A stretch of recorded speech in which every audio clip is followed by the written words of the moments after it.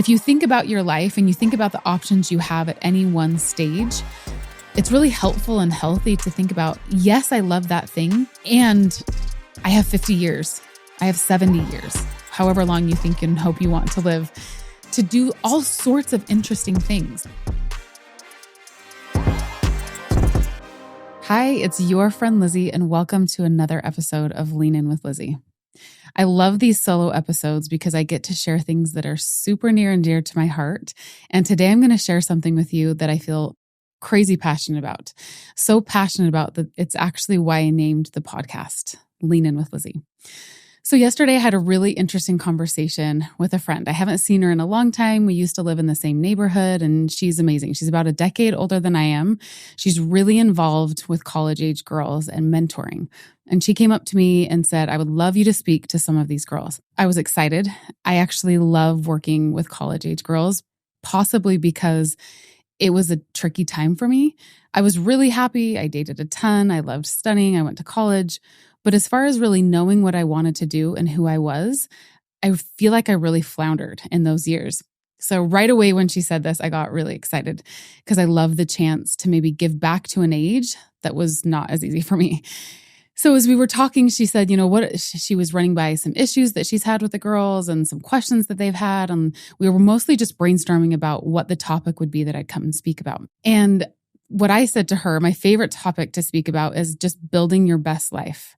I've even thought about doing a whole course, BYBL, build your best life, and how to do it. And to her, I just love to talk to girls about this because I don't think I gave myself the permission to do that. And she said, oh, that would totally overwhelm them, which kind of surprised me. I thought that was the perfect topic. And so right away I asked her, like, Krista, why do you think that this would be hard for them and actually overwhelm them? And she said, women these days, girls these days live at a time where everything is an option. They could work from home. They could go get a job. Like the age of when they could have babies is bigger than it's ever been. And she went on and on. They could travel. They could take a gap year. And really there's so much that they can do that the thought of building your very best life and the perfect, best possible solution life could feel really overwhelming. And that made sense. That actually was really good insight to me. And I was reminded of a book that I think explains this, that I want to dive into the framework explained. And then I want to talk about how we can deal with this overwhelm and fatigue. And I've got 3 ways to do this that I'm really excited to share with you. But first, when we think about this decision fatigue and this overwhelm, I don't think it's just for college-age girls. And I was thinking about just yesterday as I was on Instagram, and this is literally a script of what was happening in my mind as I just scrolled through, and it was maybe 5 minutes. It wasn't even a long period of time. Maybe I'm just fed a lot of ads. I'm not sure. But let me paint this picture for you. I'm standing in my kitchen, scrolling through my phone, and I see an ad for a gut cleanse. Promises glowing skin, a whole new gut. I'm 40 now. Like I want a whole new gut, mental clarity, and endless energy. And I hesitate, like, should I be doing this? Do I have to do this? Is this going to change my life right now? What if I scroll past this ad and I can never find this gut cleanse again? And then before I can decide, I see the next post coming up, this time for a course on teaching my kids values. And automatically I think, are my kids going to fail if I don't buy this course? Am I off? Is this the number one priority and thought in my life right now that I should put above and beyond everything else? And I've automatically forgotten the gut cleanse. Then the next post comes up from someone rebranding their business and testifying about how their reach has 10x'd what it was before. And they showed before and afters of their Instagram posts, which reached nobody and then 1 million. And I had this thought, team, don't listen to this. Should I just be starting over with everything I'm doing online? Should I rebrand? Should I think through everything? And then my favorite, the skincare dilemma. I've found products I actually love. I love the skincare I use. I've trialed and errored a bunch of different things. But along comes an ad with a new skin regimen that promises life-changing results. And immediately I'm thinking, should I throw out all the products that I found over the last decade and switch over to this entirely new skincare regimen? Super expensive. And also just super expensive to throw away the stuff I'm already using. But what if it works? And not just works like a little bit. What if it works so much better and I don't ever try this? What if it looks like I'm 20 instead of 40? Now, these may not be the things that get you. These may not be the endless options that suck you in. Obviously, social media is a powerful tool. It's a billions of dollars industry that know how to target you perfectly. So I've just really laid my cards on the table to show you where I'm being targeted. But there are things that will call to you and do call to you depending on whatever stage you're at. And it can be really tricky to cut through that noise when we see these endless options that aren't just pulling at us because we have some idea. These options are pulling at us because there's $1 billion market seeking your time and seeking your attention. In our world today, again, it doesn't matter how old you are, the options are endless and things will be calling to you. So how do we deal with this? The book that I was referencing before is called The Paradox of Choice by Barry Schwartz. And there's a name for this thing. He calls the name of these endless options and how we feel about it decision fatigue. He explains something that really blew my mind. Now, we all know that we have tons of decisions. You didn't need me to tell you this today. But this is what was interesting. Not only is it harder to make a decision with the more options we have, but also when we have too many options, we end up less satisfied with the decisions we make. This totally floored me. This is why we feel so stuck. So here's the picture he painted and the story he uses in the book. He says, say you have, and they actually ran the experiment. In a grocery store, they had an end cap set up with jam, and they had 6 or 7 options of jam. And the people that came, there weren't as many people that stopped by to sample the jam, but there were a lot of people who purchased. They then upped it to 20-something jars of jam, different types, low sugar, no sugar, organic, whatever, beautiful packaging, plain packaging. A lot more people stopped and sampled the jam, but in the 6-jar option, 10 times more people bought jam. They could make a decision more easily. And then also those who had the 27 options, they were less satisfied with the jam that they chose. And I think this is so helpful for us as we think about, again, like think about skincare options alone, or think about ways we can teach our kids or different ways we can parent young babies. When we think about the amount of just stroller options, let alone formula options, let alone ways you can wean your baby, feed your baby, train your baby, teach your baby, it's no wonder we feel tired and fatigued and maybe even dissatisfied. Well, I'm going to teach you Barry Schwartz's idea to cut through this. And then I'm also going to teach you my 3 frameworks. Barry Schwartz said, we have to be okay with good enough. And I know on this podcast, I probably don't talk a lot about good enough because I talk about the best and the greatest and being the happiest you can be. And part of that is because I know we have a higher bar than I think we give ourselves credit for. There's a great potential for happiness and goodness and just power in our lives. But to know with most of the decisions we make every day, good enough is good enough. If there's 27 options, probably most of them are pretty similar. So go in, know about what you want, and you're fine. But when we think about life decisions, I think we maybe can go a step further for this. And this is where I come to the whole purpose behind my name, Leaning In with Lizzy. When I think about leaning in, I think about cutting through this noise of the decisions and the options to be able to listen to your heart and also to listen to God's heart. I debated when I was thinking about this episode to say listen to God's voice, but I changed that to listening to God's heart because I think that's really important. I don't think it's just, you're not just trying to hear what he's telling you to do. I don't think that's how he works as often. I think you're trying to feel as he feels about your choices, about your life, but also about, and maybe most importantly, about you, how he feels about you, the trust he has in you, the love that he has for you. I have an interesting story I wasn't going to share, actually, an experience I had a couple of days ago on this point, and then we're going to jump into these 3 options and this framework. I was sitting there in a chair in my office, just being still for a moment, and I was thinking about each one of my kids. And it wasn't some like guided meditation. I wasn't going through them one by one on purpose, but I just sat there like, potentially because it's the turn of the new year. And I was thinking about, am I helping them develop? And am I really giving them the best mom experience that they can have? And as I was thinking about one child's decision and then another child's decision and something that they want to try and something that they're thinking about and something that they're loving currently, the thought that came to mind was, I just hope they're so happy when they're older. Like, I don't actually really care if they do karate or if music is like the thing that carries them through. Sometimes one of them will have something they're just so passionate about that I know like this is their thing. But more often, when I think about my kids, I think choose the one that lights you up the most.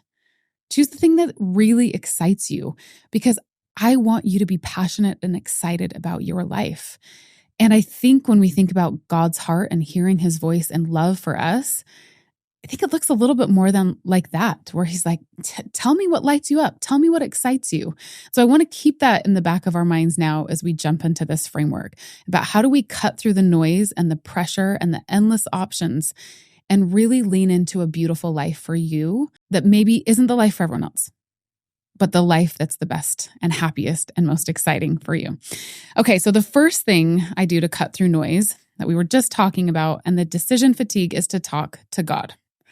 Now, this can sound a little esoteric for a lot of people. And honestly, depending on where I am in my relationship with God and my spirituality, sometimes even for me, it will feel the same, where I'm just like, I don't even know. Like, does he hear me at all? Is he listening at all? But I've had enough consistent experiences throughout my life that are unmistakable that I can point to and say, I just don't know how to explain that circumstance, that miracle, that coincidence in any other way than saying there must be something out there. There must be God listening to me, because otherwise it doesn't make sense. So the number one question I have gotten on my Instagram for the last decade is, how do you do this? And so I'm really excited to share that framework with you today. And I was going to save it at the end, so it's this bonus content, but I want to make sure that you guys listening hear this. And I'm going to have a download for this in the show notes. I'm going to put it up on Instagram. You can also draw this out yourself. This is not rocket science. So this is not clickbait, but this is the framework that I use that most consistently has helped me feel like I can feel directed by God. I can feel his heart for me, and I can hear direction. So the framework is an acronym, and it's GALA, GALA. I kind of am obsessed with the fact that it sounds like a party, because I think in the New Testament, when we think about when Jesus talked about people coming to the kingdom of God, he talked about it like a party.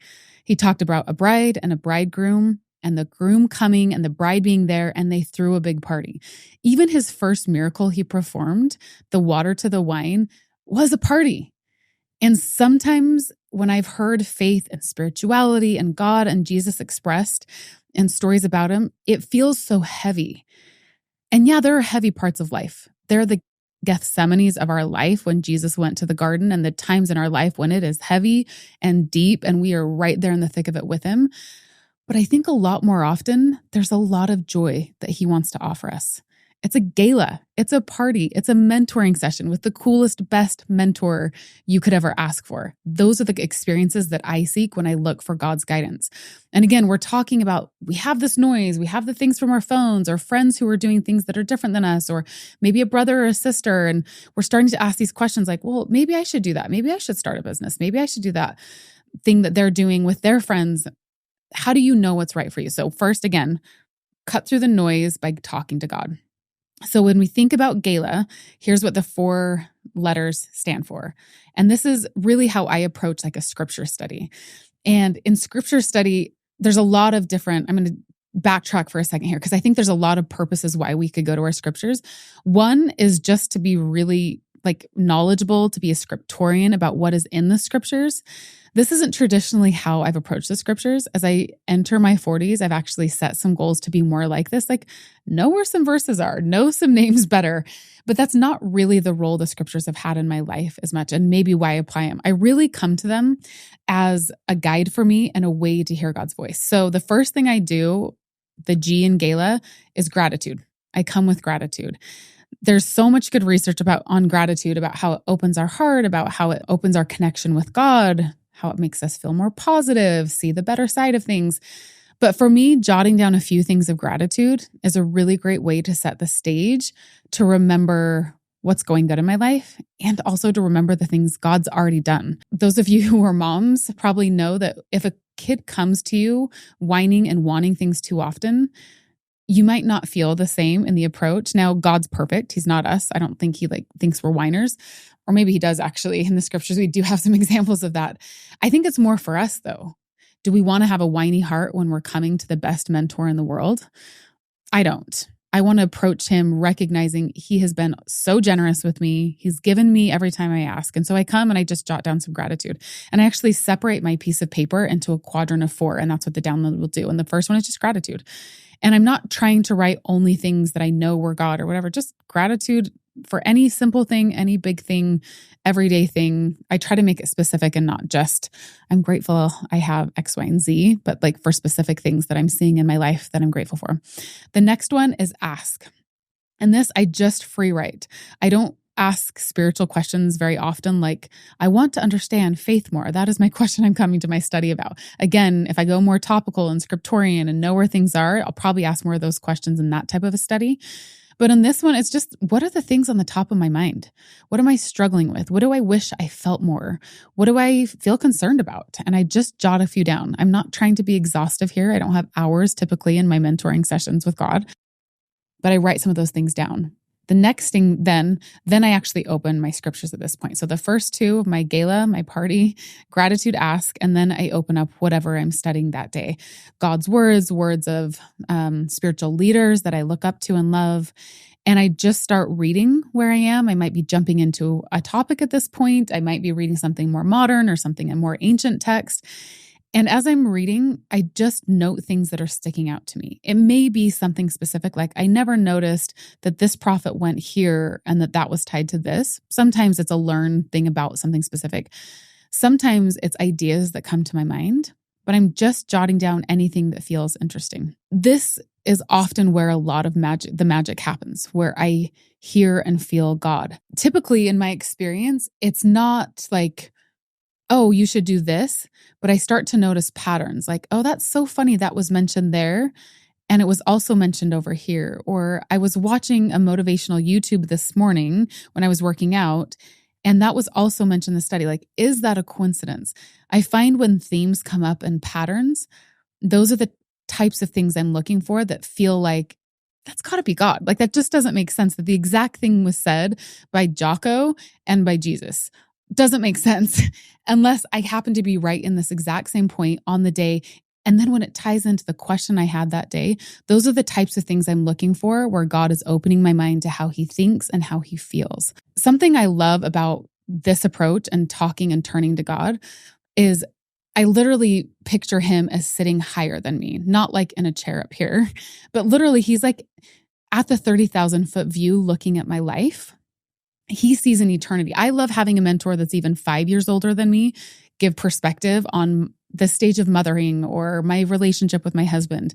But when you think about God seeing eternally, I think it's so cool that he can see further left and right or up and down or whatever it is. He can see that whole experience and give you the best, highest 30,000 foot view on just what really matters and what doesn't. The skincare, I don't know. Probably nothing's going to actually make you look like a 20-year-old, right? So pick something great. Pick something within budget. Don't throw your stuff away. Be practical. Like, he sees things on this eternal plane that makes so much more sense. And we can get out of the weeds of the everyday marketing and the everyday messaging that is targeted directly to women, as so many marketing messages are, because we are the ones that spend the money so often. So again, we're going back to our framework: gratitude, ask, learn. Then you have the last A, and that's act. For me, acting is where the magic happens. I've started to realize that I like planning more than I like doing. Maybe that's why I like and was drawn to a podcast, because I love thinking about frameworks. I love thinking of the next best way to plan for your year or the best planner. And on average, I would probably say I do more planning than I do acting. And in this, I was going to say the second half of my life, but I hope it's not the second half of my life. I plan on living a really long time. But in this 40 and on, I want to act more than I plan. If I have 30 minutes in a study, I want to make sure what I'm getting out of that, then I go and do. And I don't say, well, that sounds good. And when I studied a little more and when I learn a little more, then I'm going to go do something with my kids. It's like, if you give me one idea, I'm going to go do that to the very fullest. I think about it like the parable of the talents in the Bible.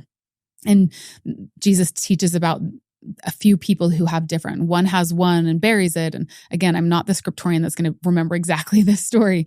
But basically, he's like, if I give you 2 and you make 10 versus 1 and you bury it because you're so scared about doing it right or losing it, the guy who has 10, I'm going to give more to because they're making the most out of the things that they were given.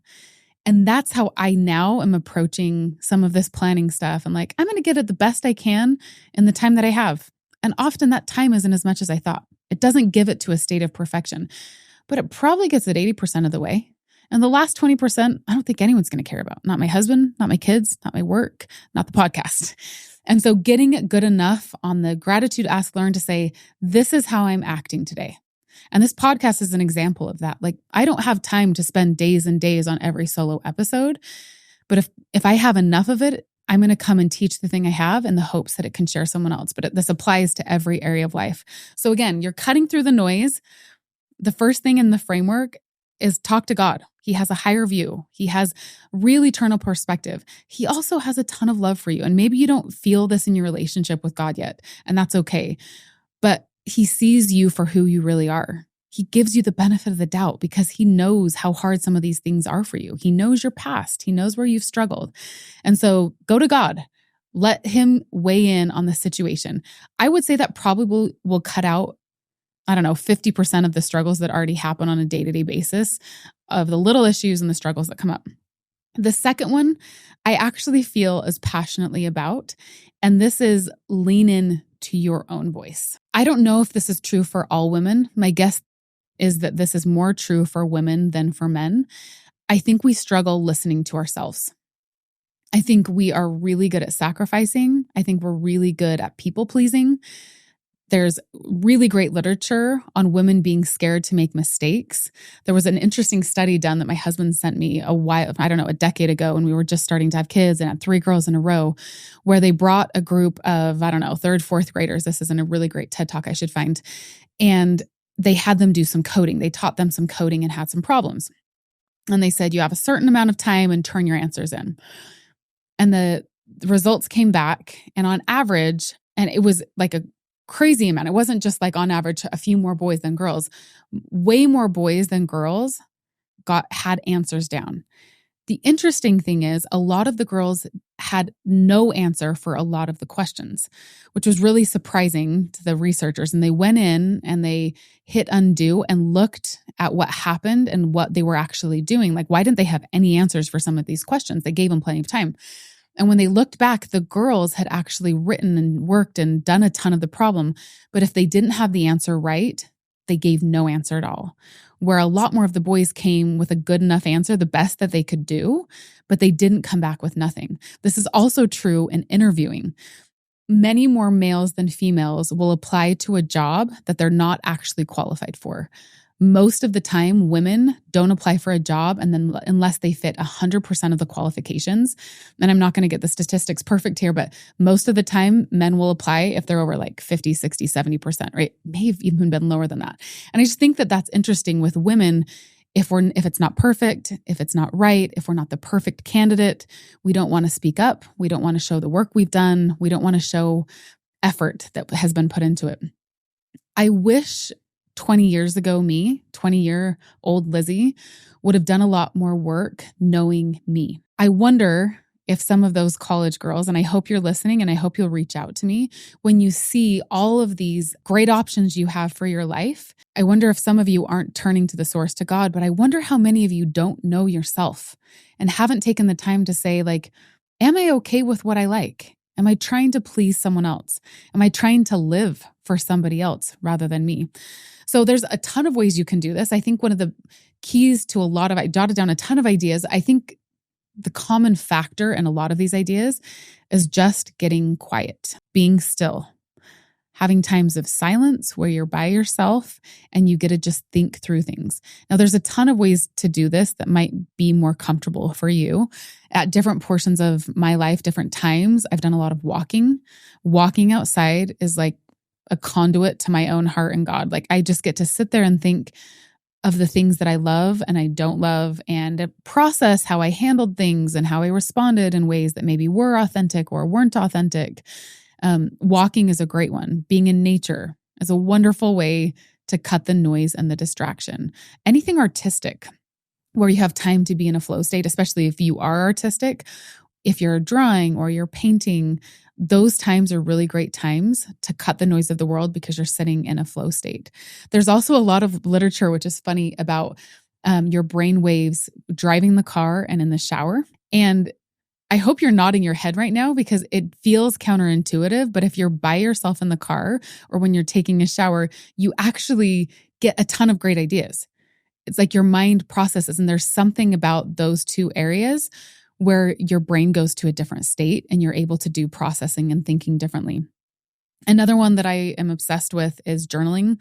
Free writing. If you want to get to know yourself, there's a book called The Artist's Way. And I actually just found the author of The Artist's Way, Julia Cameron, has an Instagram account, and I'm going to reach out to her and maybe even get her on the podcast. Who knows? This has been a New York Times bestseller for decades at this point. But one of the key things in this book, and I know I've talked about this on the podcast before, is daily pages. And she talks about the power when you're trying to connect with yourself as an artist.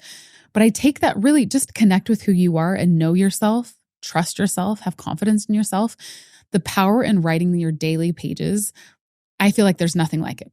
And I did this at one time. I think I've shared this story on the podcast for an entire year when I was transitioning out of the Small Seed, which is the company I ran before, into nothing, into leaving business, leaving Instagram and all of that. And it took me a year. But after that year of writing, I got to know myself.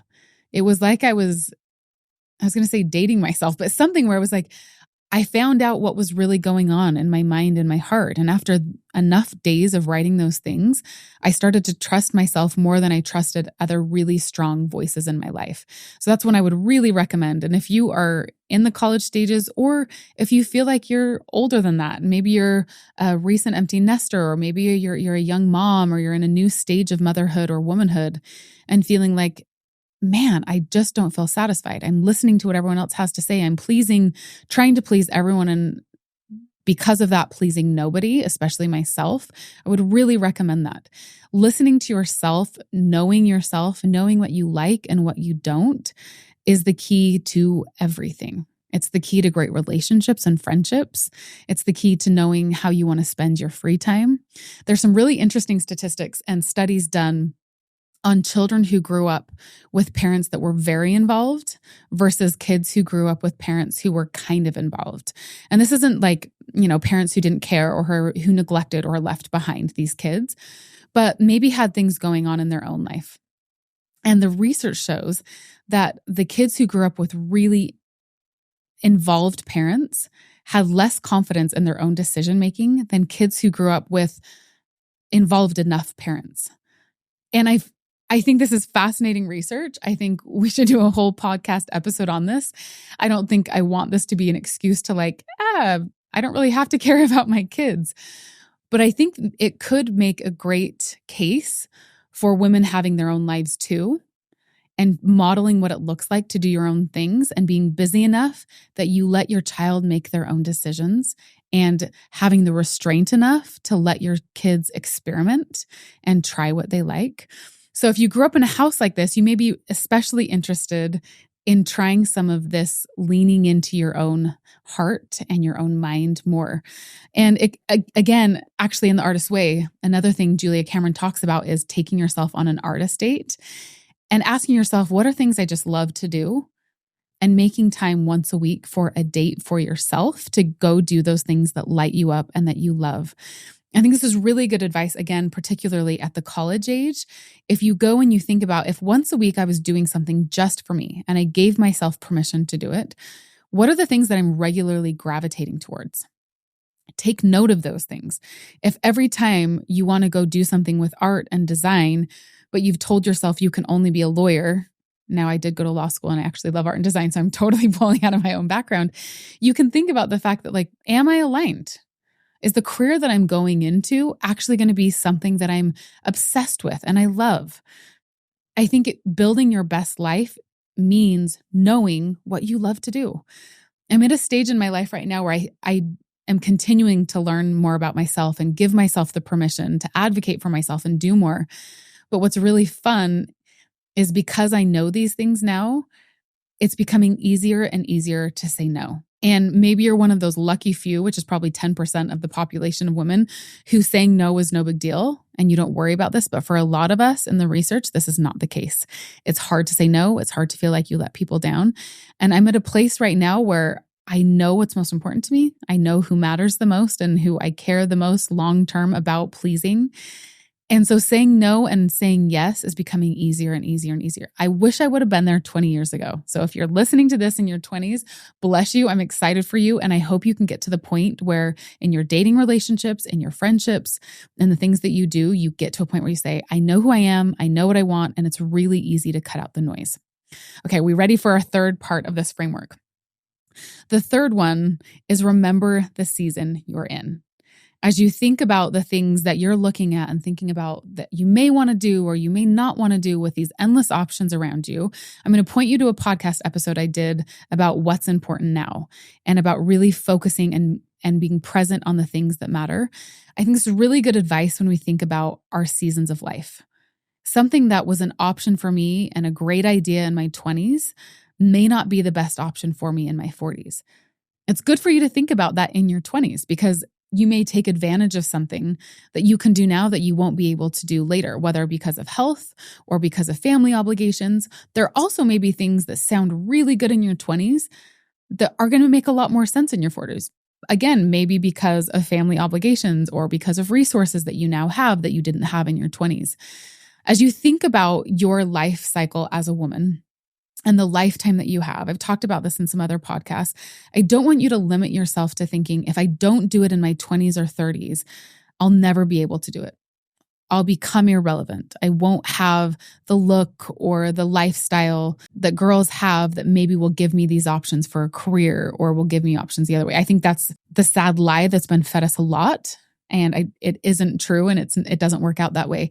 If you think about your life and you think about the options you have at any one stage, it's really helpful and healthy to think about, yes, I love that thing. And I have 50 years.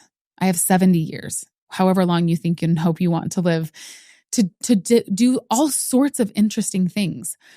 I'm in a stage in my life right now with kids between the ages of 6 and 12. I've got 5 kids. There are some things that don't make sense right now because I've chosen this life and I love this life. And the more I lean into the season that I'm in, I realize family travel and making experiences and culture and inside jokes and trust and teaching, those are the things that matter the most. I have other things I do. I have this podcast that gives me an opportunity to mentor and meet amazing people that I love. But in 10 years from now, I'm not going to have this season.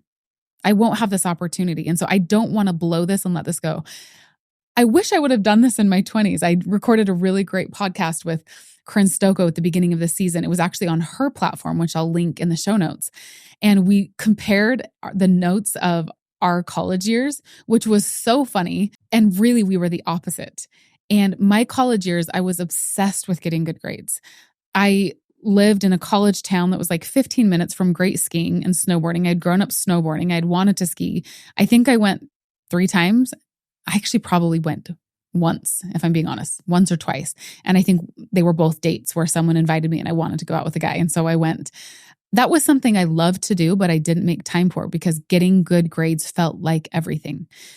And I got great grades. I got straight A's. I was valedictorian. But I look back on it now and I don't have college friends. I don't go on trips with girlfriends that I knew and that I met. And I don't have all these hilarious stories that people have of their college years. And I think I missed out. Great grades. Awesome. Got me into law school. And maybe there was a purpose for that. And I knew what I knew. And I only had the experiences that I had at that point.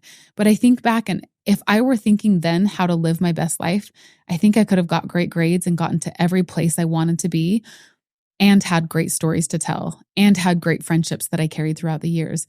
And so think about the season you're in and where you are and where you hope to be. And as you're thinking about, do I spend money on this? Do I save my money?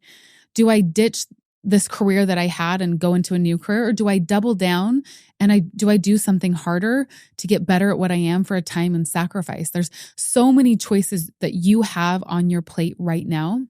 Do I do the thing that looks more impressive, that more people are going to pat me on the back and applaud me for? Or do I dig into a season of quiet and of sacrifice and of nobody seeing? I commend you for whatever season you're in. And I mean that. I think each season has beautiful parts and special parts and really, really hard parts. And I hope you're finding friends in this season of hard to share with and commiserate with and network with and work through them with. But what I really hope that we've done today in this conversation is helped you cut through the noise. What I wish the most for you is that you are thinking about how you can build your best life possible using the wisdom of God, knowing what you know about yourself, and really taking into account the season you are in. You deserve a wonderful life. That doesn't mean it's not a hard life. In fact, the hard parts are now the things I turn back to and relish in and think that that is the sweetest thing and the most incredible stories I have to tell. That's where I have empathy. That's where I can mentor.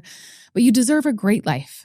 Do you give yourself permission to go on those artist dates, to do the daily journal pages, to go do things that light you up, to take time for your relationship with God, to read ancient texts, to do the things that will help you remember the things that are more important? If you haven't given yourself the permission and time, I invite you to give yourself permission now. I invite you to realize that you are worth it, that pleasing anyone else before you please yourself will, in the end, not help them or you. The better you know yourself, the more able you will be to give your best to the world. I think of Jesus's command. The top two commandments are loving God and loving yourself and others, loving others as you love yourself. And I think we keep that in balance. Like, God's my number one. If he says and he shows me when I come to him that something's important and matters, I just trust him. I've seen the cool things he's done in my life to this point, and I just trust him more than I trust me, even if it leads me into the Gethsemane moments.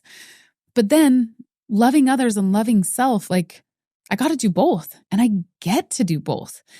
And Jesus says that's where joy is. Stepping into the love of others and the love of yourself. And the more you magnify that and do that, you are going to build your best life. And that's my hope for you today. And my excitement for you today is that as you do this, you're going to love your life. You're going to absolutely love it. If you have questions, if you want to have a follow-up conversation, you can find me over on Instagram at Lean In with Lizzy. Feel free to shoot me a DM. I might make a whole podcast episode out of it, which is what happened from this conversation yesterday. But I wish the best for you. I would love to connect with you, and I hope this episode gave you what you needed to lean into your best life and lean into the voice inside of you today.